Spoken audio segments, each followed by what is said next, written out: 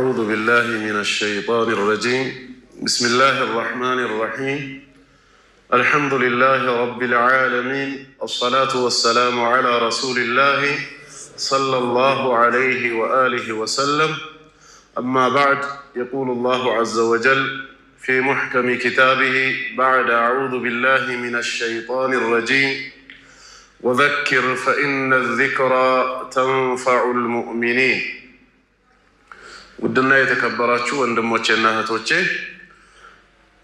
አምላካችን አላህ ፍቃዱ ሆኖ በዚህ መስጊድ ለመጀመሪያ ጊዜ በዳዕዋ ተገናኝተናል። فلله الحمد والمنة ክብርና ምስጋና ለዓለማቱ ጌታ ለአላህ የተገባ ይሁን። ኢንሻአላህ የተወሰነ ደቂቃ በመውሰድ ለኔም ለእናንተም አንዳንድ ማስታወሻዎችን አስተላልፋለሁ። ያለንበት ወር የረመዳን ወር ነው።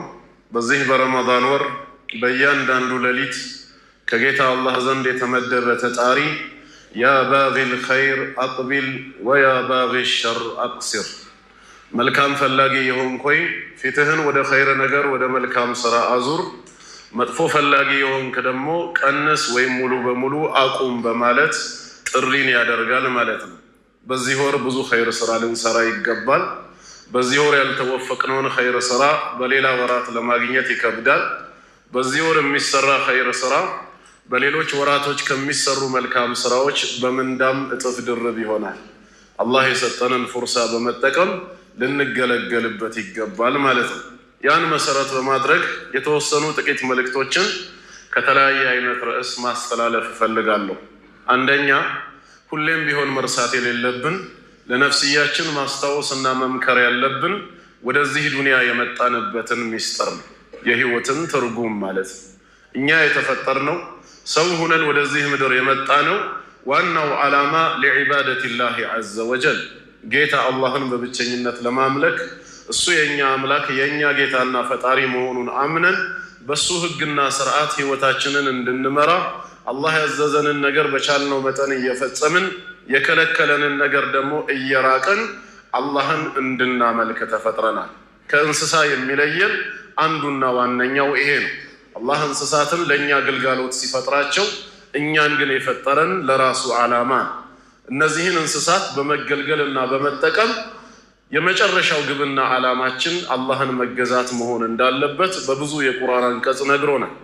መግቢያ ላይ ባየነው በሱረቱ ዛሪያት ላይ ወዘክር ፈኢነ ዚክራ ተንፈዑል ሙእሚኒን፣ አስታውስ ማስታወስ በአላህና በመጨረሻ ቀን ያመኑ ሙእሚኖችን ይጠቅማቸዋል ብሎ ጌታ አላህ መልእክተኛውን ያዛቸዋል። ከማስታወሻዎች ሁሉ በላጩና ትልቁ ደግሞ ወማ ኸለቅቱል ጂነ ወልኢንሰ ኢላ ሊያዕቡዱን፣ እኔ ይላል ጌታ አላህ ሰዎችንም ሆነ አጋንንትን በብቸኝነት ሊገዙኝ ሊያመልኩኝ እንጂ ለሌላ ዓላማ ብዬ አልፈጠርኳቸውም ነው ያለው። ወደዚህ ምድር የመጣንበት ትልቁ ዓላማ አጭር ህይወት በሞት የተከበበ ሆኖ የተሰጠን በዛ አጭር ህይወት ውስጥ ጌታ አላህን እንድናመልከው ነው። ይህንን ዓላማ ያሳካን ጊዜ ሞት ድልድይ ነውና የሞትን ድልድይ ተጠቅመን ወደ ዘላለማዊ ህይወት ወደ አኼራ ስንሻገር ጀነት ይጠብቀናል። ካልሆነና የተፈጠርንበትን ዓላማ ዘንግተን አላህን ከማምለክ የምንኮራ ከሆነ ይሄ ሞት አሁንም አይቀርም። በዚህ ድልድይ ወደ ዘላለማዊ ህይወት ስንሻገር እዛ የሚጠብቀን ጀሃነም እሳት ነው። አላህ ይጠብቀን። ሁለት ዓለሞች ከፊት ለፊታችን አሉ ማለት ነው። ሁለቱም ዓለም ዘላለማዊ ናቸው፣ የጀነቱም የጀሃነሙም። ይሄ የዱንያው ህይወት ግን ጊዜያዊ ነው። አላህ ይሄን ጊዜያዊ ህይወት በሞት የተከበበ አድርጎ የፈጠረው ሊልብቲላ ሊፈትነን መሆኑን ነግሮናል። አለዚ ኸለቀል መውተ ወልሐያተ ሊየብሉወኩም አዩኩም አሕሰኑ ዐመላ፣ የትኛው ስራችሁ ይበልጥ ያማረ መሆኑን በተግባር ሊሞክራችሁና ሊፈትናችሁ ሞትና ህይወትን በእናንተ ውስጥ የፈጠረ ጌታ ነው ብሏል። በዚህ በተሰጠን አጭር ህይወት እንፈተናለን። ኢና ኸለቅነል ኢንሳነ ሚን ኑጥፈቲን አምሻጅን፣ ሰውን ቅልቅሎች ከሆኑ የፍትወት ጠብታ ከወንዱ ስፐርም ሴልና ከሴቷ እንቁላል በእርግጥም ፈጥረነዋል። ፈጀዐልናሁ ሰሚዐን በሲራ፣ እዛ ቦታ ላይ ለምን እንደፈጠረው ሲናገር ነብተሊ በህግ ግዳጅ የምሞክረው ሲሆን ከዛ በኋላም ፈጀዐልናሁ ሰሚዐን በሲራ ሰሚና ተመልካችም አድርጌዋለሁ። ኢና ሀደይናሁ ሰቢል ሁለት መንገዶችንም አመላክቻለሁ። ኢማ ሻኪራን ወኢማ ከፉራ ወይ አመስጋኝ ሆኖ የሐቅን መንገድ እንዲከተል ካልሆነም ከሃዲ ሆኖ የባጢልን መንገድ ይከተል ዘንድ ውሳኔው ለሰው የተተወ ነው ማለት ነው። ስለዚህ የተፈጠርነው ለፈተና ነው። ዒባዳ ደግሞ ከፈተናዎች ሁሉ ትልቁ ነው። እንድታመልኩኝ ፈጥሬያችኋለሁ ብሏል።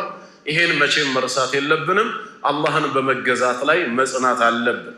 ሱረቱል ሂጅር መጨረሻ ላይ እንደነገረን ወዕቡድ ረበከ ሐታ ያእትየከል የቂን እርግጥ የሆነው ሞት የማይቀረው ማለት ነው እስከሚመጣህ ድረስ ጌታህን በመገዛት ላይ በፍጹም እንዳትሰንፍ ነው የሚለው። በሌላም ቦታ ሱረቱ ጣሃ ላይ ለረሱል ዓለይሂ ሰላቱ ወሰላም የርሶ ሚና ይሄ ነው የኔ ሚና ይሄ ነው ብሎ በግልጽ በተናገረበት ላይ ቁጥር 132ኛው ላይ ምንድን ነው ያለው? ወአሙር አህለከ ቢሰላህ ወስጠቢር ዓለይሃ ያንተ ድርሻ ይሄ ነው። ራስህ ለጌታህ ስገድ፣ ቤተሰቦችህም ለአላህ እንዲሰግዱ እዘዛቸው። በዚህ ሰላት ላይ ደግሞ ሁሌም ቋሚ ተሰላፊ ሁን፣ ጽና። እኔን መገዛት ነው ያንተ ሚና። አንተን የሚያሳስብህ የኑሮ ጉዳይ ከሆነ ላ ነስአሉከ ሪዝቃ በሲሳይ ጉዳይ ራስህን እንድትችል ስለ ኑሮ እንድትጨነቅ እኔ አልጠይቅህም። ነሕኑ ነርዙቁክ ይሄ የኔ ኃላፊነት ስለሆነ እኔው ሲሳዩን ሰጥሃለሁ። አንተ ደግሞ ድርሻህ እኔን መገዛት ነው። ወልዓቂበቱ ሊተቅዋ ምስጉኒቷ መጨረሻ አኼራ በዱንያ እኔን ለሚፈሩት ለሙተቂኖች ብቻ ነች ይላል። ይሄ እንግዲህ የሚያሳየው የእኛ ድርሻ አላህን መገዛት ለሱ መስገድ ሲሆን የሱ ድርሻ ደግሞ እኛን በህይወት ማቆየት የሚያስፈልገንን ነገር ሪዝቁንም ሌላውንም ማሟላት እንደሆነ ነው የሚናገረው። ዛሬ ግን እኛ ቦታውን ተቀያይረን የምናስበው የምንጨነቀው ስለ ዒባዳችን ሳይሆን ስለ ኑሯችን ሆኗል። ምን በላው ምን ጠጣው፣ የኑሮ ውድነት፣ የቤት ኪራዩ፣ አጠቃላይ ወደፊት በዚህ መልኩ እንዴት ነው ኑሮን መግፋት የሚቻለው ብለን ጭንቅ ውስጥ ነው ያለ ነው። ይሄ ግን የአላህ ኃላፊነት እንጂ የኛ አልነበረም። የኛ ኃላፊነት ዒባዳው ላይ መበርታት ነው። እንዴት መኖር እንዳለብን አላህ ያውቃል። ሲያመጣንም ሙሉ ኃላፊነቱን ወስዷል። ወማ ሚን ዳበትን ፊል አርድ ኢላ ዐለላሂ ሪዝቁሃ ያለው አንድም ተንቀሳቃሽ እዚህ ምድር ላይ የለችም ሲሳዩዋ በእኔ በአላህ ላይ ተመድቦ እኔ አላህ ኃላፊነቱን ወስጄ የምመግባት ቢሆን እንጂ ነው ያለው። አላህ ከወሰደው ኃላፊነት ምንም ያጎደለው ነገር የለም። እኛ ግን ከተጣለብን ኃላፊነት ብዙውን አጉድለናልና ወደ ዒባዳ እንድንመለስ ነው። የረመዳን ሰጋጆች ብቻ ልንሆን አይገባንም። ወይ በሳምንት ጁምዓ መስጊድ የምንመጣ መሆን የለብንም። ሞት እስኪመጣን ድረስ በዒባዳችን ላይ መጽናት አለብን። ዒባዳ ጀነት ያስገባናል። ሙዓዝ ብኑ ጀበል ረዲየላሁ ዐንሁ ከረሱል ዓለይሂ ሰላቱ ወሰላም ጋር ኩንቱ ሪድፈ ረሱሊላሂ ሰለላሁ ዐለይሂ ወሰለም ዐላ ሒማሪን በአንድ አህያ ከኋላ ተፈናጥጬ አብረን እየተጓዝን እያለ ፈቃለ ሊ ያ ሙዓዝ አንተ ሙዓዝ ወያሉ ቁልቱ ለበይከ ያ ረሱለላህ ዐለይሂ ሰላቱ ወሰላም ቃለ አተድሪ ማ ሐቁላሂ ዐለል ዒባድ ወማ ሐቁል ዒባዲ ዐለላሂ ዐዘ ወጀል አላህ በእኛ በባሮቹ ላይ ያለው መብቱ ምን እንደሆነ እኛ ባሮቹ ደግሞ በአላህ ላይ የሚኖረን መብት ምን እንደሆነ ታውቃለህ እንዴ በማለት ጠየቁኝ። ቁልቱ አላሁ ወረሱሉሁ አዕለም አላህና መልእክተኛው የበለጠ ያውቃሉ፣ እኔ አላውቅም ይነገረኝ ስላቸው ቃለ ፈኢነ ሐቀላሂ ዐላ ዒባዲሂ አን ያዕቡዱ አላህ በእኛ በባሮቹ ላይ ያለው መብት እሱን ልናመልከው ነው፣ ልንገዛው ነው። ወላ ዩሽሪኩ ቢሂ ሸይአ ስናመልከው ደግሞ በእሱ አምልኮ ላይ ማንንም አካል ላናጋራበትም። ብቻውን እንደፈጠረን በሲሳይ ጉዳይ ኃላፊነትን ወስዶ ብቻውን እንደሚረዝቀን ሲመለክም ያለ አጋር ብቻውን መመለክ ይፈልጋል ማለት ነው። ይሄ አላህ በእኛ ላይ ያለው ሐቁ ነው። ፈኢነ ሐቀል ዒባዲ ዐለላሂ ዐዘ ወጀል እኛ ደግሞ በአላህ ላይ የሚኖረን መብት አላ ዩዐዚበ መን ላ ዩሽሪኩ ቢሂ ሸይአ በሱ አምልኮ ላይ ማንንም ሳያጋራ በዚሁ ተውሂድ በላኢላሃ ኢላላህ ጸንቶ የሞተ ባሪያውን በእሳት ላይ ቀጣው ነው በማለት ነገሩኝ ይላል። እና ከዚህ ምን ተረዳ? አላህ በእኛ ላይ መብት አለው። ያም ምንድነው? እሱም በብቸኝነት መገዛት ማምለክ ነው። እኛ ደግሞ ይህንን ዕዳችንን አውቀን አላህን የተገዛን ከሆነ ጀነት አለን ማለት ነው። የሐዲሱ መፍሁም ወገልባጩ ምን ያሳየናል ማለት ነው? አላህን ያልተገዛ የዒባዳን ሐቅ ያልተወጣ ሰው ጀነት አይገባም የሚለውን ያሳየናል ማለት ነው። ስለዚህም ሁሌ መርሳት የሌለብን ዒባዳን ነው ማለት ነው። በሌላም ሐዲስ ራሱ ሙዓዝ ኢብኑ ጀበል ረዲየላሁ ዐንሁ ረሱል ሰለላሁ ዐለይሂ ወሰለም ዘንድ መጥቼ ቁልቱ ለሁ እንዲህ አልኳቸው ይላል እሳቸው አኽቢርኒ አን ዐመሊን ዩድኺሉኒ አልጀነተ ወዩባዒዱኒ ዐኒናር ጀነት የሚያስገባኝ ከጀሃነም እሳት ደግሞ የሚያርቀኝ የሆነን ስራ ይንገሩኝ አላቸው። የአላህ መልእክተኛ መጀመሪያ ምን አሉት? ይሄን ስራ ጀነት ትገባለህ ሳይሆን ያሉት መጀመሪያ ጥያቄው ላይክ መደረግ ያለበት ነው ብለው ላይክ አረጉለት። በእኛው ቋንቋ ምን ብለው? ቃለ ለቀድ ሰአልተ አን ዐዚም ሙዓዝ ወይ በርግጥ ያነሳኸው ጥያቄ መነሳት የሚገባው ታላቅ የሆነ ዋና ጉዳይ ነው አሉት። ለምን ሰው ብዙ ጥያቄ ይኖረዋል። እድሜ እንዲረዝም ምን ላድርግ ቢል ሰው ረጅም ዘመን መኖር ይወዳል። ከበሽታ ርቄ ጤናዬ የተጠበቀ እንዲሆን ምን ላድርግ ብሎ ቢጠይቅ ይችላል።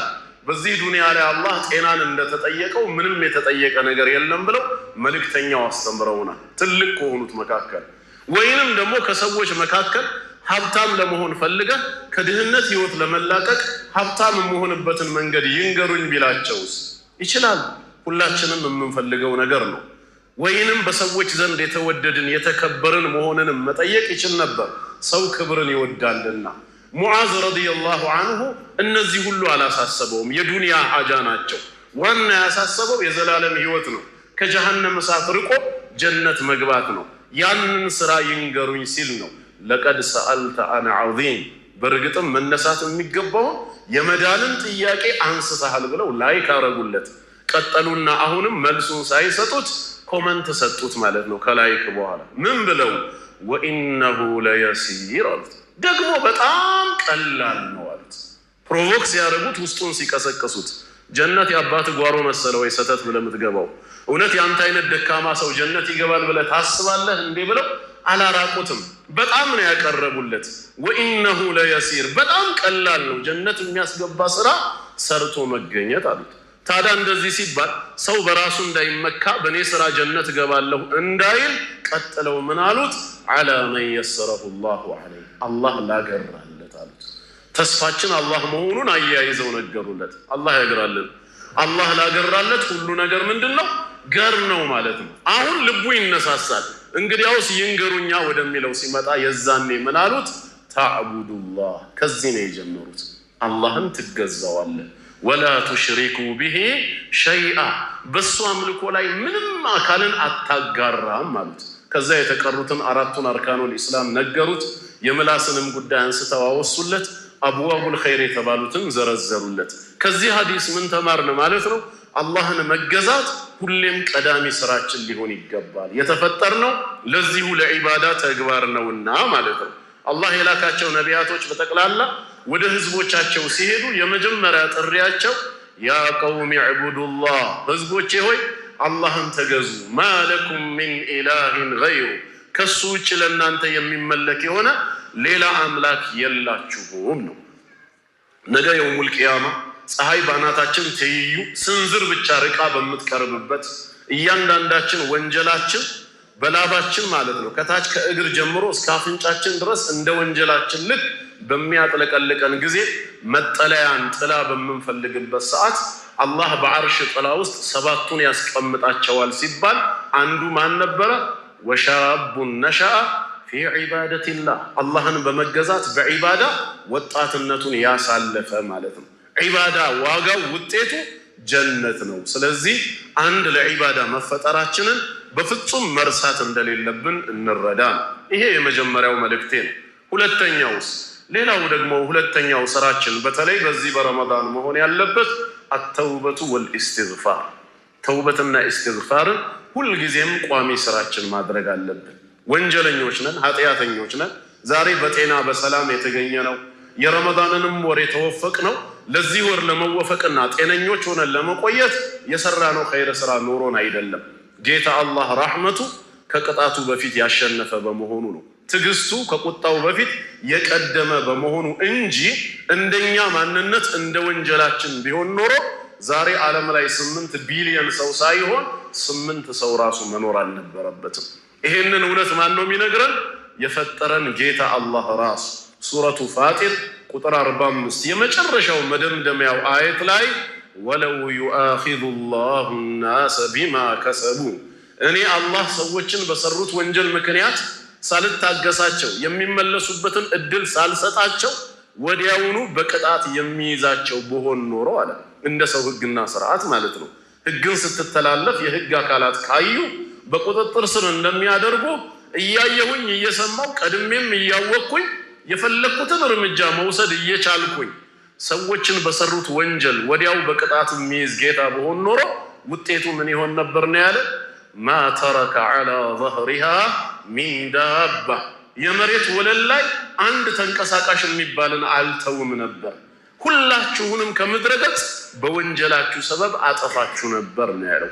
ዋቂዑ ተጨባጩ ግን የዛ ተቃራኒ ነው። የሰው ቁጥር እየጨመረ የዓለም ህዝብ 8 ቢሊዮንን እያለፈ ነው የመጣው። ለምን? አላህ ፍጹም ትዕግስተኛ ጌታ ነው፣ ይታገሳል። ፍጹም መሐሪ ነው፣ ይምራል፣ እድልን ይሰጣል ማለት ነው። ስለዚህ ይሄን ያላደረኩት ወንጀለኛ መሆናችሁን አምናችሁ ወደኔ በተውበት በእስትግፋር እንድትመለሱ ነው እያለን ነው። እድሉን ሰጥቶን ነው። ረሱል ሰለላሁ ዐለይሂ ወሰለም ኩሉ በኒ አደም ኸጣ የአደም ልጆች በጠቅላላ ሲበዛ ተሳሳች ናቸው ብለውናል።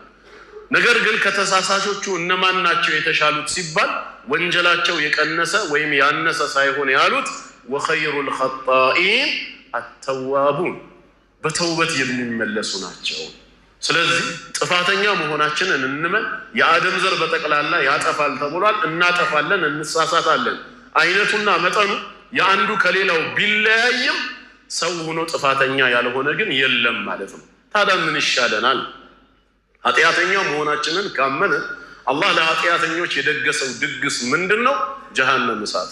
ነገ የውሙል ቂያማ ጀሃነም እሳትን የሚቋቋም ሰውነት የለንም። እሳት ውስጥ መግባት አልፈልግም የሚል የአላህ ባሪያ ካለ ብቸኛው መፍትሄ አተውበቱ ወልኢስቲግፋር፣ ተውበትና ኢስቲግፋርን ቋሚ ስራው ማድረግ ነው። ወደ ሚንበር ሲወጡ የአላህ መልእክተኛ 3 ጊዜ አሚን እያሉ ወጥተዋል። ከዛም ተጠይቀው ለምን እንደሆነ አሚንታውን ሲመልሱ ምን አሉ? አንደኛውን ምን ብለው ተናገሩ? ጅብሪል ዐለይሂ ሰላም ወደ እኔ ዘንድ መጣና እኔ ተራግም ያለሁ አንተ አሚን በላለኝ፣ አሚን አልኩኝ። እሱም ምንድነው? መን አድረከ ረመዳን የረመዳንን ወር በህይወት በጤና አግኝቶ አላህ ወፍቆት በተሰጠው እድል ተውበትና ኢስቲግፋር ማድረግ እየቻለ ፈለም ይግፈር ለሁ ተውበትና ኢስቲግፋር ሳያደርግ ጊዜውን በከንቱ አሳልፎ እሱም ወንጀሉ ሳይማርለት ወሩ የወጣበት ሰው ፈአብዐደሁ አላህ ከራህመቱ ያርቀው ብዬ ተራግም ያለው አሚን በል ሲለኝ አሚን አልኩ። ጅብሪል ዐለይሂ ሰላም ከረገማቸው ሰዎች መሆን እንፈልጋለን? እሳቸውስ አሚን ካሉባቸው ሰዎች መሆን እንፈልጋለን? አንፈልግም። ከሆነ ብቸኛው መፍትሄ ተውበትና ኢስቲግፋር በዚህ ወር ላይ መጠቀም አለብን። ጥፋተኞች ነን። ትላንት ከትላንት ወዲያ የፈጸምናቸውን ሙሐረማቶች ችላ ያልናቸውን ዋጅባቶች እያስታወስን ነገ በጌታ አላህ ፊት ቆመን ብንጠየቅ ምንድነው መልሳችን በማለት ተውበትና ኢስቲግፋር ቋሚ ስራችን መሆን አለበት። ተውበትና ኢስቲግፋርን ቋሚ ስራው ያደረገ ሙስሊም ወንጀሉ ይማራል ብቻ ሳይሆን ቅድም ያነሳ ነው የጨነቀው የዱንያ የኑሮ ችግር ሁሉ አብሮ ነው የሚጠረገው በኢስቲግፋር ሰበብ። ይሄንን ደግሞ ከአላህ ቃል ላይ ነው ያገኘነው። ሱረቱ ኑህ ዐለይሂ ሰላም ለህዝቦቹ ፈቁልቱ እስተግፊሩ ረበኩም ኢነሁ ካነ ገፋራ እሱ በብዛት መሐሪ ነውና ጌታችሁን አላህን ምህረት ጠይቁት አልኩኝ፣ ይምራችኋል። በመማር ብቻም አይበቃም። ዩርሲል ሰማአ ዐለይኩም ሚድራራ ዝናብን ከበላያችሁ የተንቧቧ አድርጎ ይልክላችኋል፣ ያወርዳል። በኢስቲስቃ ብቻ ሳይሆን በኢስቲግፋርም የጠፋ ዝናብ ይገኛል። ወዩምዲድኩም ቢአምዋል ንብረትንም ይጨምርላችኋል። ወበኒ ልጆች የሌሏችሁ ከሆነ ልጆችን ይሰጣችኋል። አትክልታማ ስፍራዎችንም ያደርግላችኋል እያለ አየቱ ይቀጥላል። ይሄ ሁሉ የምን ፍሬ ነው ሲባል የኢስቲግፋር ፍሬ። ጥፋተኛ መሆኑን አውቆ አስተግፊሩላህ ወአቱቡ ኢለይህ ወይም ረቢ ግፊርሊ ወቱብ ዐለየ ኢነከ አንተ ተዋቡ ረሂም ወይም ሌሎች አይነት ሲገቡል ኢስቲግፋርን ቋሚ ስራው አድርጎ የሚጠቀም ሰው ህይወቱ የተስተካከለ ይሆናል። ረሱል አለይሂ ሰላቱ ወሰላም በሐዲሳቸው መን ለዚመል ኢስቲግፋርን ቋሚ ስራው ያደረገ ሰው ጀዐለ አላሁ ለሁ ሚን ኩሊ ዲቅን መኽረጃ ለጨነቀው ነገር ሁሉ መውጫ ቀዳዳን አላህ ያበጅለታል። ወሚን ኩሊ ሀምን ፈረጃ ላሳሰበው ነገር ሁሉ መፍትሄን ያቀርብለታል። ወረዘቀሁ ሚን ሐይሱ ላ የሕተሲብ ካላሰበው ስፍራ ሲሳይንም ይሰጠዋል ብለዋል። የኢስቲግፋር ጥቅሙ ተወርቶ አያልቅ። ስለዚህ ዋናው ከኛ የሚጠበቀው ወንጀለኛ መሆናችንን ካመንን ተውበትና ኢስቲግፋር ማድረግ ነው። ተውበትና ኢስቲግፋር ማድረግ ያድነናል፣ አለማድረግ ደግሞ ያጠፋናል። እንደሚያድነን ሱረቱ ኑር 32ኛው አየት ላይ አላህ ነግሮናል። ወቱቡ ኢለላሂ ጀሚዓን አዩሀል ሙእሚኑን እናንተ በአላህና በመጨረሻ ቀን የምታምኑ ሙእሚኖች ሆይ ተውበት አድርጋችሁ ወደ አላህ ተመለሱ አለ። ለምን? ለዓለኩም ቱፍሊሑን ትድኑ ዘንዳ ነው ያለው። መዳን የሚገኘው ወደ አላህ በተውበት በመመለስ ነው። አደም ዓለይሂ ሰላም በጀነት ውስጥ አትብላ የተባለውን የዛፍ ቅርፊት ወይም ፍሬ ከባለቤቱ ጋር በመሆን በሸይጣን አሳሳችነት በላ። ሙሐረማትን በመዳፈሩ ወንጀል ላይ ወደቀ። ኢብሊስ ለዕነቱላሂ ዓለይህ ለአደም ስገድ ተብሎ የአክብሮትን ስግደት ስጁድን ታዞ እምቢ በማለት ዋጅብን ከላዩ ላይ እንዲነሳለት በትዕቢት አልፈልግም ማለት። ግን አንደኛውን አላህ ማረው፣ ሌላኛውን በቁጣው አዘወተረው። ለምን? አደምን የማረ ጌታ ለምንድን ነው ኢብሊስን ያልማረው? ምክንያቱም አላህ የአደም ጌታ እንደሆነ ሁላ የኢብሊስም ጌታ ነው አላህ። ኢብሊስ ከአላህ ውጭ ሌላ ጌታ የለውምና እስከ ቂያም ቀን ድረስም እንዲያቆየው ሲለምነው ረቢ ጌታዬ ሆይ ብሎ ነው የጠራው። ኢብሊስ አላህ ጌታው እንደሆነ ያውቃል። ግን ምህረቱ ለአደም ሆነ። ለምን ለኢብሊስ እምቢ አለ? አላህ በባሪያዎቹ መካከል የሚያዳላ ጌታ አይደለም፣ እናውቃለን። ምክንያቱ ግን ምንድነው ብለን ስናጠና አደም ዓለይሂ ሰላም ከባለቤቱ ጋር የተከለከለውን የዛፍ ፍሬ ከበላ በኋላ ከጌታ አላህ ዘንድ ቀለል ያለ ወቀሳ ቀርቦበት ነበር።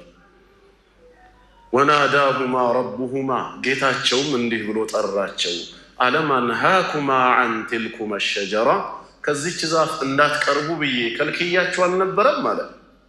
ያለ ሁጃ ማስረጃን ሳያቆም አላህ ቅጣትን በባሪያዎቹ ላይ አይወስንምና ከዚህ ዛፍ ወስዳችሁ የበላችሁት መጀመሪያ እኔ አትብሉ ብዬ ሁሉ ከልክዬ አልነበረም? ሸይጣንም አሳሳተን ብላችሁ ደግሞ በሱ እንዳታላክኩ ወአቁል ለኩማ ኢነ ሸይጣነ ለኩማ ዐዱውን ሙቢን ሸይጣንስ ለእናንተ ግልጽ ጠላታችሁ ነው እንዳያሳስታችሁ ብዬስ ቀድሜ ነግሬ አልነበረም?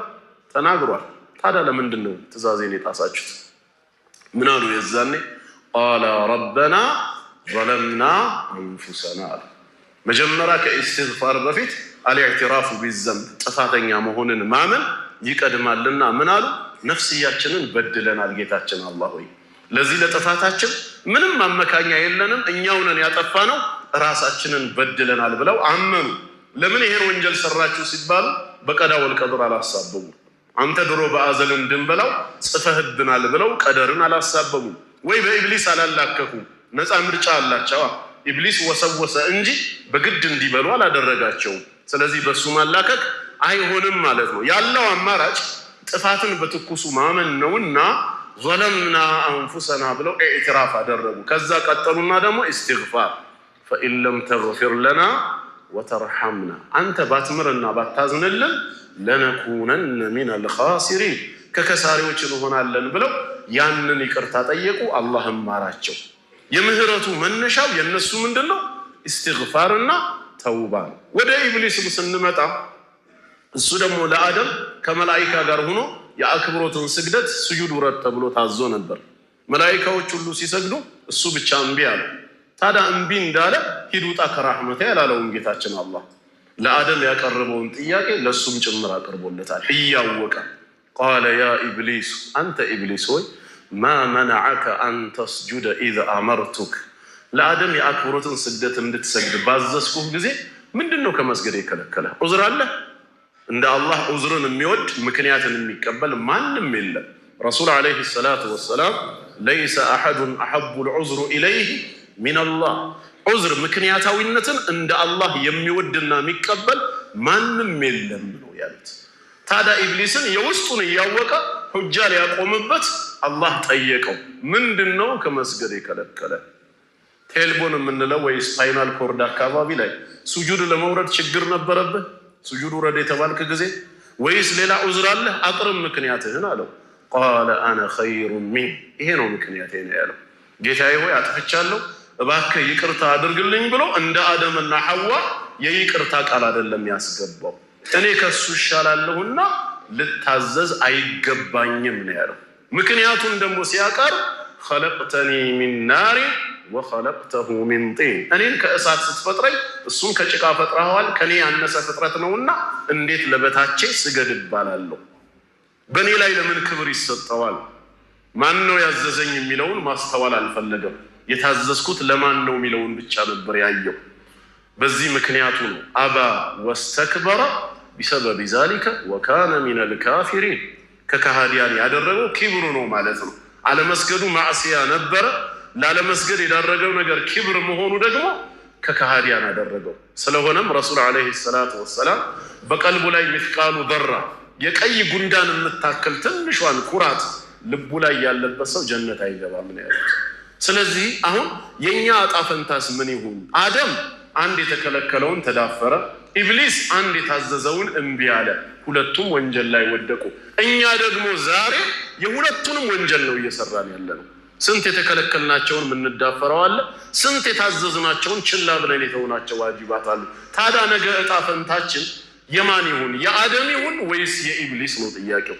አይ የአደም እንዲሆን እንፈልጋለን ካለን አደም ያደረገውን ተውበትና እስትግፋር እኛም መግባት አለብና አደምን የማረ ጌታ እኛንም ይመራናል። እምቢ ብለን ግን በወንጀላችን ከዘወተርን ተውበትና እስትግፋር ቋሚ ስራችን ማናደርግ ከሆነ የሚደርሰን ዕጣ ፈንታ የማን ነው? የኢብሊስ ነው የሚሆነው። መወሰን የኛ ድርሻ ነው። አላህ ቁል ያ ዒባዲየ አለዚነ አስረፉ ዐላ አንፉሲሂም ላ ተቅነጡ ሚን ረሕመቲላህ በማለት ተስፋ ይሰጠናል። ይህን ያህል ዓመት በነፍሶቻችሁ ላይ ወሰን ያለፋችሁ ባሮቼ ሆይ ዛሬ ወደ እኔ መመለስ ከፈለጋችሁ ከኔ ራህመት ተስፋ እንዳትቆርጡ። ኢነላህ የግፊሩ ዙኑበ ጀሚዓ፣ እኔ አላህ እንደሆንኩኝ ወንጀልን ሁሉ የምምር ጌታ ነኝ አለ። እማይምረው የለም። ሽርክም ይሁን ኩፍር ባለቤቱ ተውበት ካደረገ ሁሉንም እምራለሁ። ኢነሁ ሁወል ገፉሩ ረሒም፣ መሐሪና አዛኝ ነው። ስለሆነ ወአኒቡ ኢላ ረቢኩም፣ ወደ እኔ ጌታችሁ ተጸጽታችሁ ቶሎ ተመለሱ። ወአስሊሙ ለሁ፣ በቀረው ህይወታችሁ ደግሞ ለማዛችሁ ነገር ታዘዙ፣ እጅ ስጡኝ። አለበዛ ቅጣቱ ወደ እናንተ ይመጣና እርዳታ ማታገኙበት ሁኔታ ሊፈጠር ይችላል ነው ያለው። ስለዚህ ወንድም እህቶች፣ እኔም ነፍስዬን ጨምሮ ተውበትና እስትግፋር ቋሚ ስራችን መሆን አለበት። ራሳችን ሰዓት መድበን በተመቸን ሰዓት ወንጀላችንን እያስታወስን ወደ ጌታ አላህ የምንመለስበት የተውበት የእስትግፋር ሰዓት ሊኖረን ይችላል ሊገባል። በተለይ ደግሞ ካመቸን ሌሊት ላይ ለሰሁር የምንነሳ ከሆነ ለሰሁር መመገብ አለብን ብለን የተመገብነውን ካጠናቀቅን በኋላ በቀረው ሰዓት ላይ ከቻል ተውበትና እስትግፋር እናብዛ። አላህ ምን ስላለ ስለ ሙእሚናት ባህሪ ሲነግረን ወቢልአስሓሪ ሁም የስተግፊሩን። ሰሐር ማለት አኺሩ ለይል ማለት ነው። የሌሊቱ የመጨረሻ ክፍል ላይ ነው። በዛ ሰዓት ላይ ወንጀላችንን እያስታወስን ማድረግ አለብን። ነቢያችን ዓለይሂ ሰላቱ ወሰላም ምንም ጥፋት ሳይኖርባቸው ወላሂ ኢኒ ለአስተግፊሩላህ ወአቱቡ ኢለይህ ፊል የውሚ አክተረ ሚን 70 መራ ይላሉ። ከ70 ጊዜ በላይ እስከ 100 በሚደርስ አስተግፊሩላህ ወአቱቡ ኢለይህ እያልኩ ወደ አላህ እመለሳለሁ ይላሉ። አብዱላህ ብን ዑመር ረዲየላሁ አንሁማ ከአላህ መልክተኛ ጋር በሆነ ጉዳይ መጅሊስ ላይ ማለት ነው ተቀምጠን እያለ ያ መጅሊስ ተበትኖ ከመነሳታችን በፊት እሳቸው ለ100 ጊዜ ያክል ረቢ ግፊርሊ ወቱብ ዐለየ ኢነከ አንተ ተዋቡ ረሒም ይሉ ነበር። ለ100 ጊዜ በአንድ መጅሊስ። እኛስ በአይን ሐራም የምናይ በጆሮአችን አላህን የሚያስቆጣ የምንሰማ መላሳችን ክፉ የሚናገር ልባችን መጥፎ የሚያስብ እጃችን ያልተፈቀደለትን የሚነካ እግር ወደ ተከለከለ ቦታ የሚሄድ በብዙ አቅጣጫ ወንጀል ውስጥ የተዘፈቅን ሰዎች ስንቴ ነው ታዲያ እስትግፋር ማድረግ ያለብን? ይሄ ለእኛ አርአያ ነውና አሁንም ተውበትና እስትግፋር ቋሚ ስራችን መሆን አለበት። አላህ ይወፍቀን። ሶስተኛው ደግሞ ሌላው ምንድን ነው? አንድነታችንንና ወንድማማችነታችንን ማጠንከር መቻል አለብን። ልዩነት ሊበቃን ይገባል። ለአላህ ብለን መዋደድ በላ ኢላሃ ኢላላህ ገመድ በቁርአን ስር አንድ መሆን መያያዝ ያስፈልገናል። አላህ ወዕተሲሙ ቢሐብሊላሂ ጀሚዓ በአላህ ገመድ በላ ኢላሃ ኢላላህ በአላህ ገመድ በቁርአን በኢስላም ጥላ ስር አንድ ሁኑ፣ ተያያዙ። ወላ ተፈረቁ አትለያዩ፣ አትበታተኑ።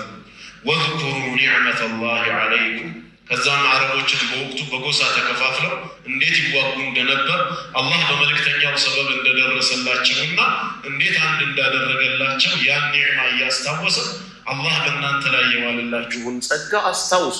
ጠላት ሆናችሁ እርስ በርስ ስትገዳደሉ በነበረበት አላህ እንዴት እንደደረሰላችሁ እያለ ያስታውሳል ማለት ነው። እኛም አንድ እንድንሆን አዞናል። ነቢያችን ዓለይሂ ሰላቱ ወሰላምም ኢነላሃ የርዳ ለኩም ሰላሰን አላህ ሶስት ነገርን ይወድላችኋል፣ ሶስት ነገርን ይጠላባችኋል ብለው ነገሩንና ስለሚወድልን ሲነግሩን አንደኛ የርዳ ለኩም አን ተዕቡዱሁ ወላ ቱሽሪኩ ቢሂ ሸይአ እሱም በብቸኝነት ልትገዙት ማንንም ላታጋሩበት ይወድላችኋል።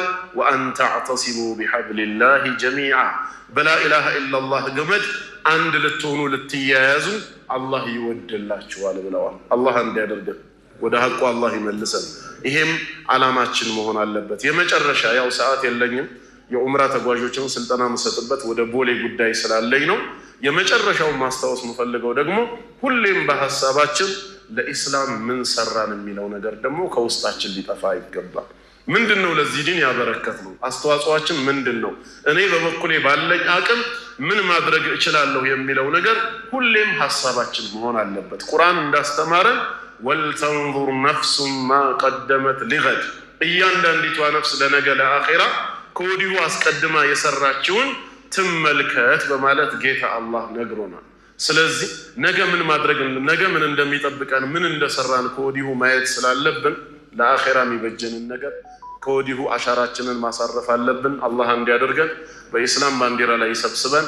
ኢንሻአላህ አላህ ፍቃዱ ሆኖ በሌላ ጊዜ ደግሞ ካገናኘን ሰፋ ባለ መልኩ ዳዕዋችን ይቀጥላል። ሙስሊም አድርጎ የፈጠረን አላህ ሙስሊም አድርጎ ይግደለን። ወሰላሙ ዐለይኩም ወራህመቱላሂ ወበረካቱ።